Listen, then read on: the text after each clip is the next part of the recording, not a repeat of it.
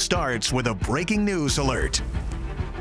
That breaking news is out of Richmond, where several people have reportedly been shot outside of a high school graduation ceremony. I'm Julie Bragg. And I'm Bill Fitzgerald. It's all happening right outside the Altria Theater in the heart of the VCU Monroe Park campus. Our Maggie Marshall is live there at the scene. She joins us live with the very latest. Maggie? Hey, Bill. Live here in Richmond. I'm Maggie Marshall, CBS 6 News. And Maggie, it seems like the scene behind you that people are staying away. Do we know whether the folks are still on lockdown inside the Altria? Are they able to come and go, or at least leave, evacuate, perhaps out the back? Yeah, so right now we know that everybody is kind of in a lock and hold right now. God bless our first responders.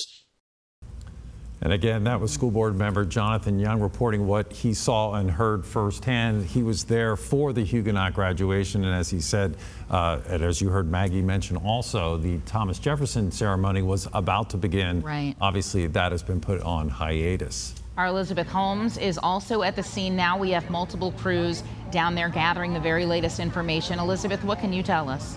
Be sure to keep y'all updated as we learn more. We'll definitely have team coverage on this tonight.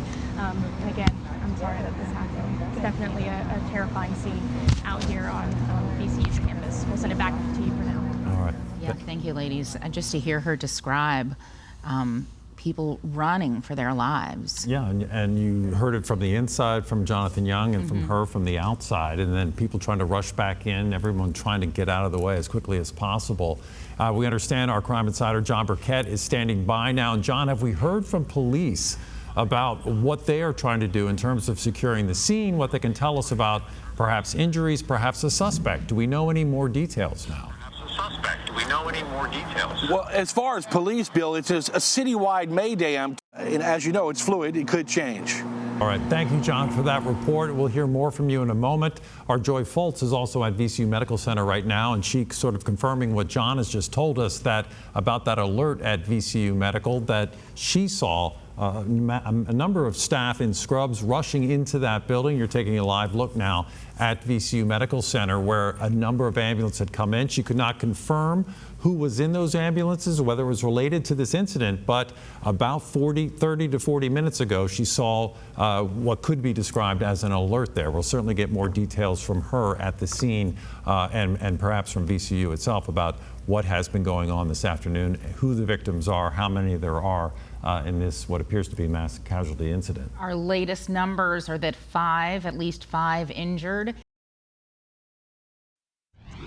2 of the 7 Henrico deputies charged with second-degree murder in the death of an inmate who died while in custody are now out on bond. For 100% of our law enforcement officers. The CBS 6 News at 6 starts right now.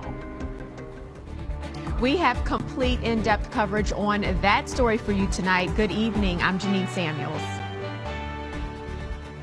And I'm Bill Fitzgerald, anchoring our coverage live from Henrico County Jail West, where those deputies worked. It's also where Ivo Otieno was taken into custody by officers as a potential burglary suspect on March 3rd. Then, March 6th, after observing him, those officers put Otieno under an emergency custody order and took him to Central State Hospital for evaluation. They say he became combative and was brought to a local jail, where he later died during the intake process. The sheriff's deputies involved in the incident were in court today on second-degree murder charges. We start our team coverage with senior reporter Wayne Koval to break down what happened inside the courtroom today and the evidence being considered. Some of the details Wayne learned you might find disturbing. Wayne? Well, Bill, more charges may be coming soon. Bill? Thank you, Wayne. And as for the 2 deputies that were granted bond, our Tyler Lane was outside Meherrin River Regional Jail in Brunswick County when they were released. He's live now with those details tonight. Tyler? And Bill, we were the only news crew here. And Bill, I'll go ahead and send it back to you. All right. Thank you, Tyler. State Senator Cree Deeds, a longtime advocate for the improvement of Central State Hospital specifically and behavioral health resources there, is speaking out about the death of Ivo Otieno, who was admitted there last week. Our Elizabeth Holmes spoke with Deeds today. Senator Deeds. In the studio, I'm Elizabeth Holmes, CBS 6 News. And so we're asking questions about why Mr. Otieno was taken to a hospital originally to receive treatment for his mental health crisis, but then arrested and transported to the Henrico jail. Our Melissa Hippolyte joins us now from the studio with insights from two experts. Melissa? Well, Bill, in Henrico County, including the police and mental health services, about what exactly happened in this situation, and we are still waiting to hear back. Bill? Thank you, Melissa. And CBS 6 will continue to follow this story as it develops. For nearly 12 months now, this shattered hulk behind me has not changed very much. There are concrete blocks that are supporting iron poles that are keeping the facade from collapsing. The children, teachers, and administrators who once made this vibrant center of the fan community have relocated to a previously closed school now. They're about 1.5 miles away. I wanted to check back in with a 5th grade teacher that I met right here after the fire last year. She told me what it's been like for her to teach in a different building. It feels sad, but I want to hold on to the happiness for what's to come. But as she stands on Hanover Avenue outside the drafty, charred facade where she taught for 25 years, memories are never far away. And as you heard, Candy is realistic about when the school might reopen here on this spot. She knows they'll be at Clark Springs at least through next year and perhaps beyond. And as far as her 25 years, she says she's ready to do 25 more years. That's how much she loves her job.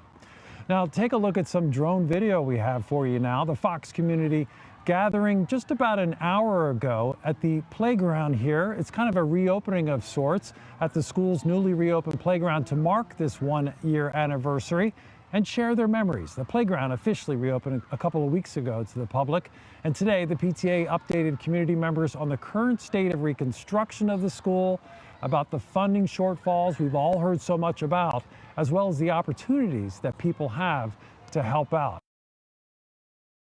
Ceremony honoring a Virginia war hero was held in Blackstone, Virginia today. Fort Pickett has been renamed Fort Barefoot. Bill is anchoring our coverage there live tonight. Bill? Well, Janine, it was an extraordinary day at what is now Fort Barfoot here in Nottoway County.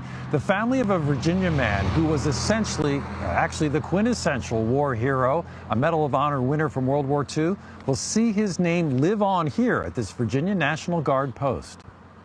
To me, it's going to be a big deal because I grew up in this area. And I was used to saying Camp Pickett, and then we got used to saying Fort Pickett. People who live and work in Blackstone, Virginia's quaint downtown will have to get used to their neighbor's new name. So now Fort Barfoot, don't have a problem with it, but it's going to be hard to say. It's interesting because I never thought that the name would change, and then the significance behind it kind of speaks volumes. A U.S. military band welcomed visitors Friday to a base everyone has known as Camp or Fort Pickett for the last 80 years. Today we redesignate this installation as Fort Barfoot. The name will change, but I guarantee the mission will not.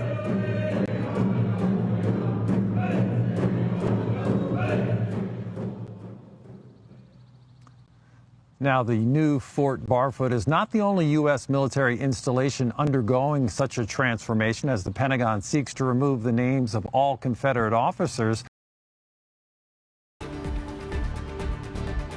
And I'm Bill Fitzgerald, live outside Scott Stadium in Charlottesville, where tributes are underway for the 3 student athletes killed 1 year ago today.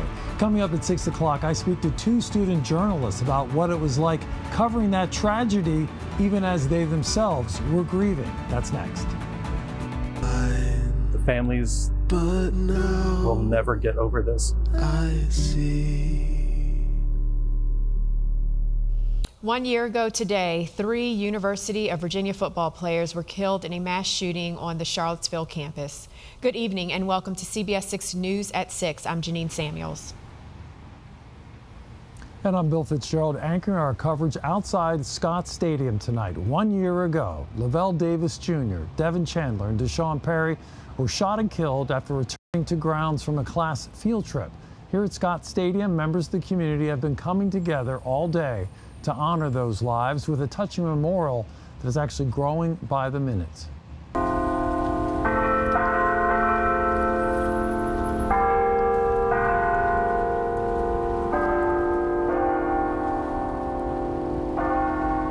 shortly before 1 this afternoon, hundreds gathered outside the University Chapel near the famous Rotunda.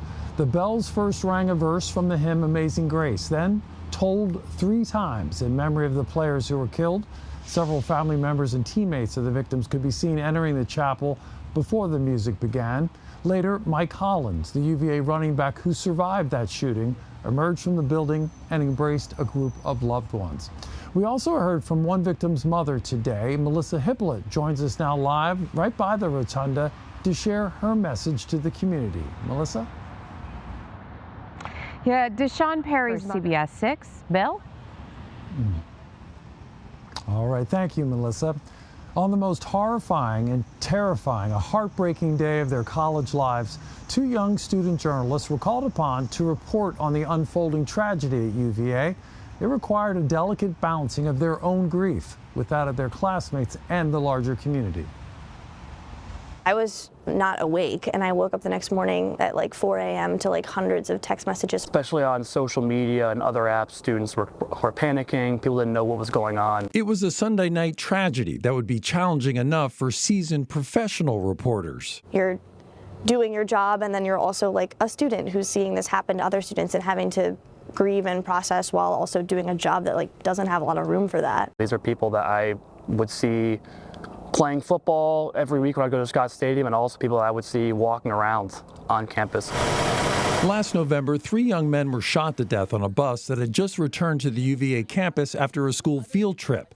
Students Devin Chandler, Lavelle Davis, and Deshaun Perry were also athletes, members of the football team.